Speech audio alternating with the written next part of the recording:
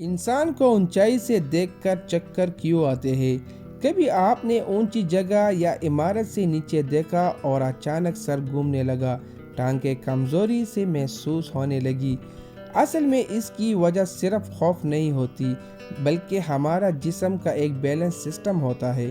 ہمارا دماغ 3 چیزوں سے بیلنس بناتا ہے: آنکھ، کان کے اندر موجود بیلنس سسٹم اور جسم کے پٹے۔ جب ہم اونچائی سے نیچے دیکھتے ہیں تو آنکھ بہت زیادہ گہرائی کو مومنٹ سمجھ لیتی ہے، لیکن ہمارا جسم اپنی جگہ ساکن ہوتا ہے۔ یہی دماغ کنفیوز ہوتا ہے کہ آنکھ کہتی ہے ہم حرکت میں ہیں اور جسم کہتا ہے ہم کھڑے ہیں۔